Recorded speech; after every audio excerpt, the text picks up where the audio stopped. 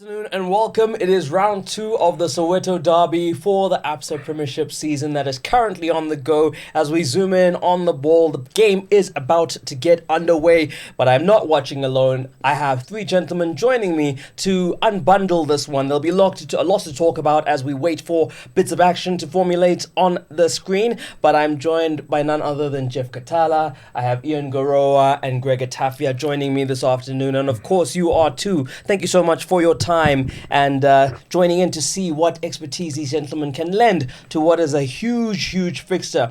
Not per se at the moment, because there's still a lot of rounds of football to be played, but it could go some way to destabilizing what's looking like a wobbly Kaizer Chiefs already. No joy in their last two results in the Cup and in the league against, of course, Maritzburg United and Highlands respectively, whilst Orlando Pirates come into this one feeling a bit hot, but it must be noted that the last time they kicked the ball in anger was on the 16th of February, and the last time they scored a goal as a team, as in one of their players, was on the 1st of Feb. And that was, of course, the man in form, Gabadinho Mango, adding to his tally, which sits at 14 league goals. So, my first question starts there. He's been sitting idle for perhaps 2 weeks now, Coach Goro, in Gabadinho Mango. And you look at his opposite number in Samir Nokovic, who kicked the ball on the 22nd of February.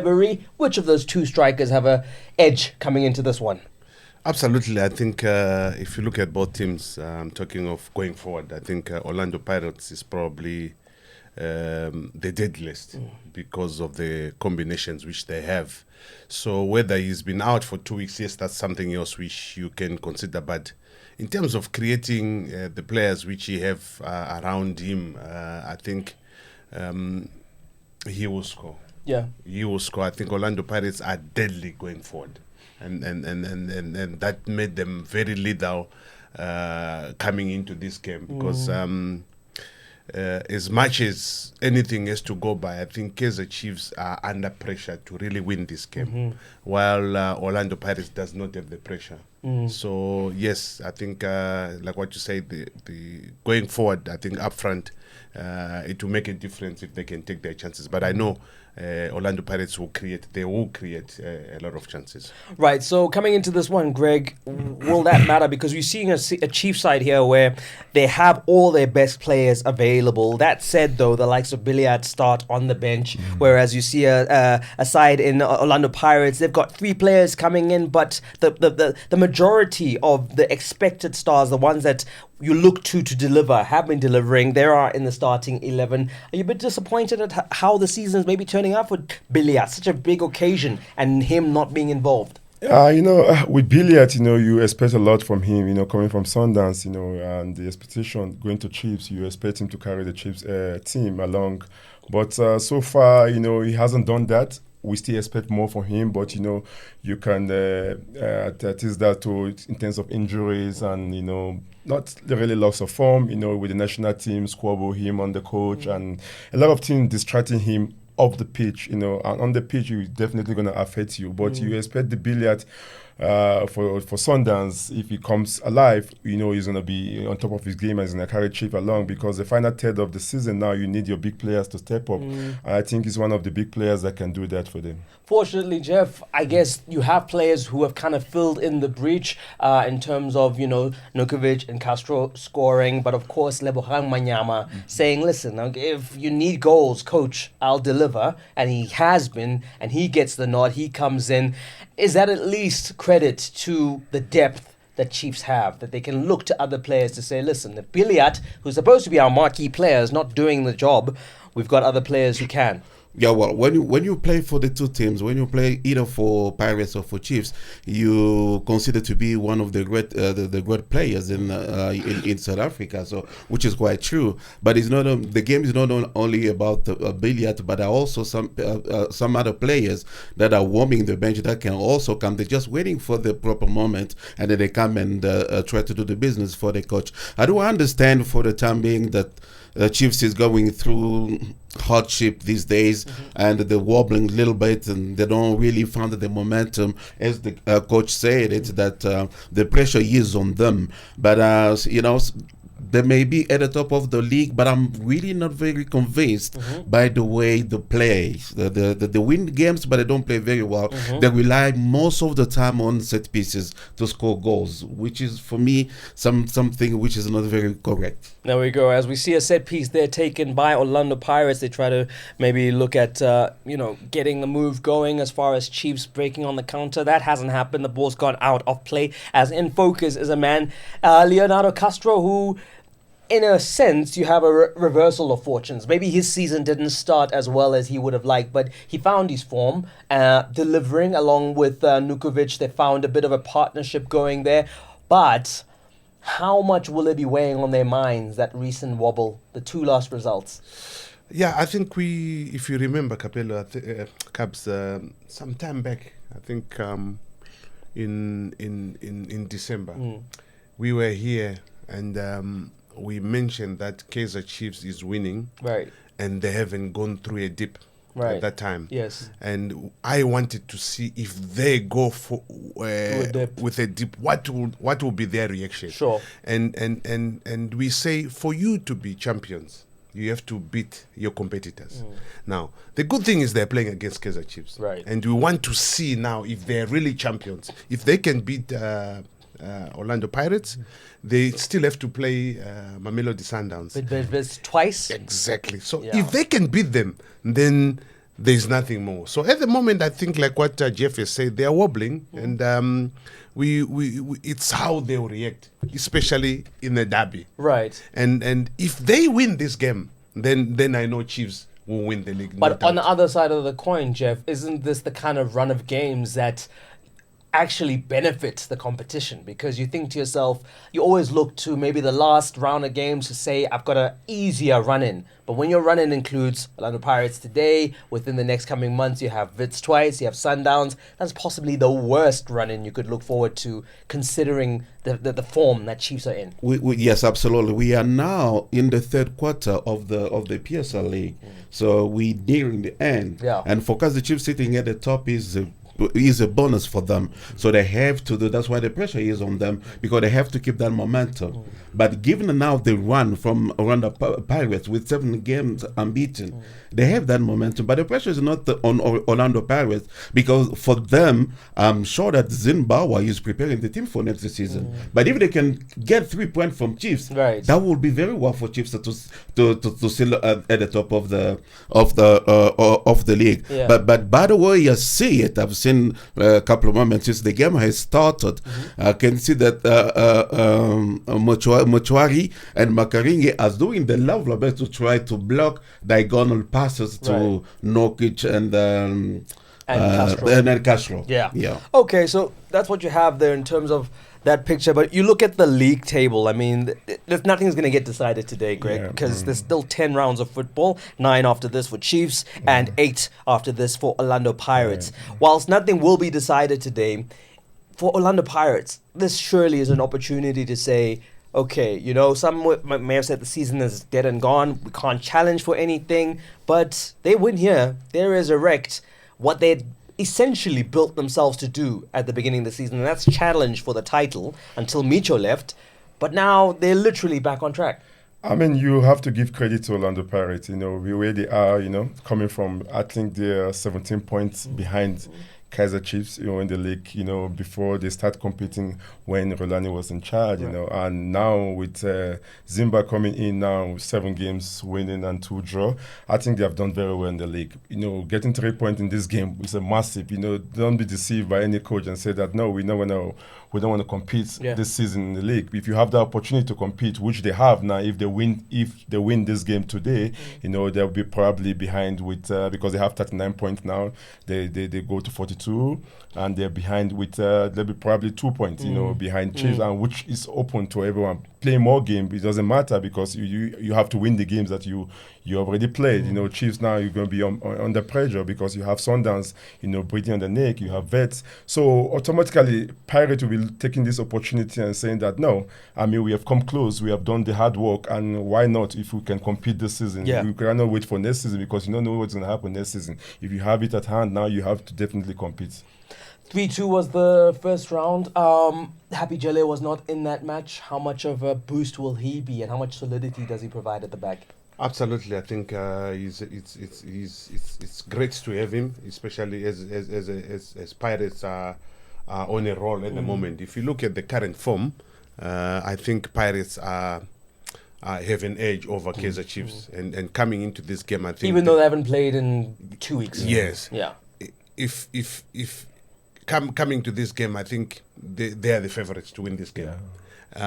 If I was Chiefs, my approach would be probably a draw. I'm happy. Right. I walk away. I'm happy. Yes. So as much as I said pressure is on Chiefs, but Oh. if you can look at the first 5 minutes, 10 minutes, Yeah. Kaizer Chiefs is pressing Orlando Pirates very high.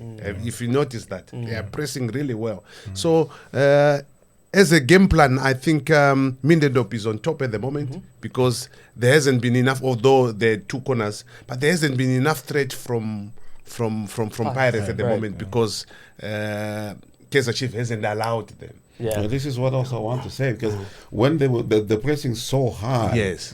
they might become very vulnerable at Yes. the back, because we know that Pirates is very good in putting the ball behind the back four, Right. Absolutely. and that would be very lethal for Kaizer Chiefs. Well, there we go. I mean, with the kind of personnel and the form that the personnel are in for Orlando Pirates, you find that, the second best scorer is sitting on the bench in Mabaso.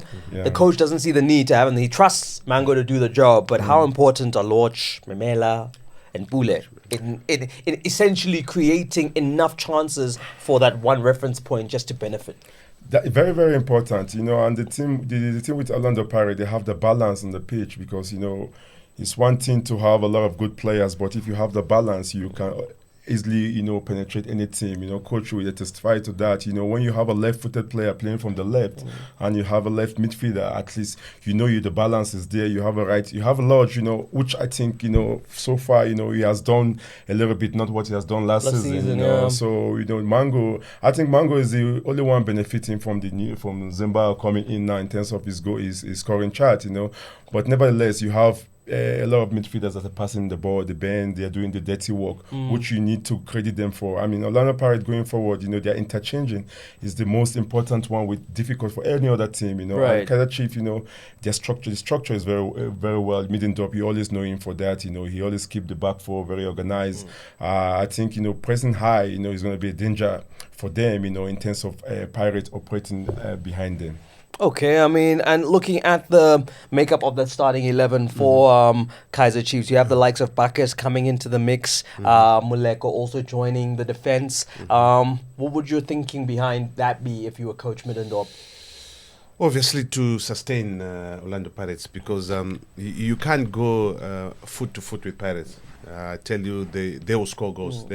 It's a team which doesn't play for a 0-0 draw. Right. So far, I think they've impressed me going forward. I think maybe Mindendorp was aware of that, so you try and reinforce the defense. You can see even the midfielders he's put. Yeah. Is to try and stop Pirates. So I think in terms of the approach, I think Mindendorp has got it right. Okay. So like we're saying, it is a home game for Pirates, but Chiefs have been doing that high press that Pirates have yet to punish them for. But we're speaking about the dynamism that Joseph Zimbabwe's side has and being able to turn defense into attack very quickly. As we see Chiefs trying to do the same through Bacchus. But I mean, looking at that in terms of having the solidity, the link between Motwari and Makaringe, linking up the defense and that front four. And then on the opposite side, you have Maluleka and Katsande kind of sitting there and doing the same. In terms of a coach who's got the stronger solidity in the midfield, who does it look like? One team is at the top of the table with that midfield, and the other is chasing and closing in. It's two ways you can look at it. Chiefs are top, with Kasande and Maleka. And Maleka is the one player that plays box to box. You have Ben that always sits there for Makaringe to do the passes in terms of passing the ball to the likes of Mango and Mamela. I just feel like, Kaizer Chiefs have the edge in terms of the midfield because they are midfielders. There's no static. There's a lot of interchanges there. You can include Bakos there. He's a very skillful player. Calm on the ball. Have that experience. And Chiefs midfielders, they know where to find their strikers. Most of the time, Nokovic always peeled to the left side, for him to drop the ball for Castro, or Castro playing to the right side for him to drop for Nokovic. So they have that understanding, So I just feel like for now, I just think Kaizer Chiefs has the upper hand in the midfield. Well, Daniel Akpeyi has just made a crucial save. There's not even been time for a replay, but he's definitely showing that he's been, the choice as far as the first choice goalkeeper for Ernst Middendorp, because coming into this game, a lot of people were getting very emotional and not looking at the facts that, listen, whatever mistakes that you might have seen of late from Akpeyi, yes, he might have had a hand in them, but you can't really blame the goalkeeper for what a defense has done wrong. And then when you look at this now, prime position for a free kick. But once again, an opportunity for Akpeyi to silence the haters, because playing for a team like a Kaizer Chiefs, one small mistake puts you into the spotlight. And let's be honest, the man has been solid. He's earned the right to don that number 1 jersey for the goalkeeping position. I take my hat off for the coach for standing his ground to say, I'll go with Akpeyi. Because anyone would be under pressure to say, listen, I want to put Tumelenkune in there. Tumelenkune. I'm just saying, if the team loses, then no one will say anything to me. But the coach said, listen, no matter what, Akpeyi is my first choice goalkeeper. And also, on Akpeyi himself, I think it's good that he's got confidence. He put in a good save, and he knows he has to play for the coach, for showing a lot of confidence in him. So I think this is great. I like the coach. I think he made a decision, and the coach, you are there to make decisions, and that's what a coach is made of. No, there we go. Kaizer Chiefs there just blocking that opportunity. Greg, we're speaking about goalkeepers, so I'm going to bring you in here in terms of that game, the Nedbank Cup, Highlands versus Chiefs. From Kune's performance, do you think he's ready? Do you think he would have been ready for a game like this? Looking at him in regular time, extra time, and maybe more tellingly in the penalty shootout, where it was mistakes that led to any save that he may have made. He didn't actually make any saves in that one. Does he look sharp? In that game against Highlands Park, he looked very sharp in terms of where he was coming from. He was coming from injury, and you always, going to judge him, how sharp he's going to be, the reflexes, his distribution, which he has always, And I just feel like with Akpeyi, he has done so well, for you to win Player of the Month, for you to win a lot of Man of the Match, and he has done so well for where Chiefs is now. He has contributed for personally with his saves that he did. Generally you can credit the back four, including him, the back five, the whole team, but he individually, he has done so well for himself. Coming from cheaper and going to Kaizer Chiefs, Kune is always going to be talk of the town when he's fit because he has done so well for the team. But credit to Middendorp, he stood his ground and said that no, Kune can play the cup game, and Akpeyi play the league for me because he has done so well for me. And unfortunately, they knock out of the cup game, which Kune will not have a run much again, but you never know what's going to happen. There's gonna be injury, there's gonna be loss of form, but depends on the coach that you're playing under, which coach alluded to now. If a coach stands for you, you are definitely, look at the save he did now. Putting his body on the line, that was a massive save, and this kind of save is the one that give you point, and if they go on to win this game, you always gonna remember the saves. Like on the opposite side though, Jeff, in terms of Wayne Sandilands, he has pretty much solidified his place, because there was the experiment with Dele, it didn't quite work out, but it does seem that as far as the number 1 stopper, and Sandilands has shown in recent times why he is considered number 1 with some top man of the match performances. Oh yes, for this a game of this magnitude, you need someone of a caliber of Sunderland, and he's very good in communicating with Jele, and especially Jele and Nyauza, and I like that kind of combination because the understanding is there. And when we see the games, I come back to what the coach was saying. Coach was saying that the Chiefs was pressing, but when you see the way Chiefs is pressing, every time they press, they come against the two two curtains of defenders in Orlando Pirates camp. If they pass the first one, they don't pass the second one, and that's why you saw that Orlando Pirates missed the goal because they left the boulevard up front, and when they put the ball there, that's why Mango was about to score. Right. So this is very, and I'm very impressed by the way Zimbabwe is coaching. I didn't give him credit when he took over, but I'm very impressed about him. What do you think is what's leading to that? What do you think you as Jeff, as a coach, are looking at Zimbabwe and what he's done to this team? What impresses you? One thing is very clear. Zimbabwe did not temper too much with the team. He knew exactly that the team can attack and score goals, but the only problem was defending. Right. So I think he went on to stabilize the defense, and that's what he has done. So at the end of the day, I think we said it once that if Kaizer Chiefs can protect their defense, they could probably win the league. Right. And I remember we were sitting here and you guys said, no. Because you could see that if they can only stabilize the defense, because it's not a team which is going to play for a nil-nil draw. This will be probably the first time. If it has to be, if it's going to go. But you can see they missed a chance just now. But through Akbay, he was outstanding. So again, they're very good attacking, but defensively as well, they're very frail. Right. And that could be their problem. So yeah, as much as Orlando Pirates Zimba has come well, I think he has done well to pinpoint the actual weaknesses within the team, and which was their defense. In terms of the fluidity of play, the style of play, I mean, if you made the trip out to the stadium today so far, are you getting your money's worth? Yeah, definitely. It's always going to be like this because, there's a lot of at stake in this game, because it's not like the ordinary derby we used to have before because of the pride. Now there's a lot of things at stake, the 3-point, being on top of the league, catching, closing the gap. So, I mean, this is a different derby, altogether today, but so far so good. I mean, any supporters in the stadium today will definitely enjoy his money.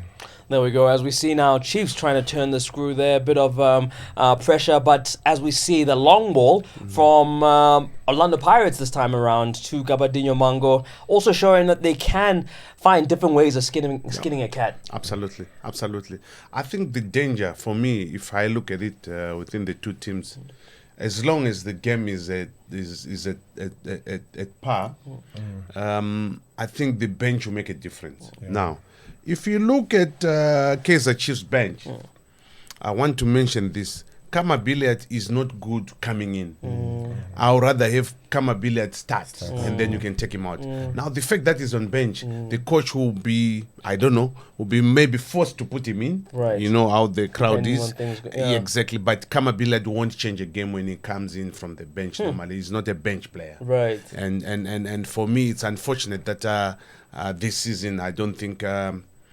Kama was the Kama. Heights, we know Kama, but I don't think maybe it's good that the coach put him on the bench because he thought maybe his contribution this year hasn't been up to par, exactly. There's no one game which we walked away from the game and say, listen, did you see Kama? Exactly. And that hasn't happened. Exactly. So yeah, not enough of those performances. No, not at all. So and the other thing to add with what coach is saying, with Middendorp, automatically going to halftime, if it still is the 0-0, he normally does that change in the halftime. Right. There's always one substitution coming, which probably going to be either Billat or Zuma. Well, I was about to say, as far as efficacy from the bench is concerned, maybe Dumisani Zuma is a better candidate. Yeah. Or even Parker, but not Kama. I don't believe Kama. I think Kama let him be on the bench. I don't know. Maybe you surprised me, but I think Kama's, I don't know, maybe it's a mental case. I don't know, but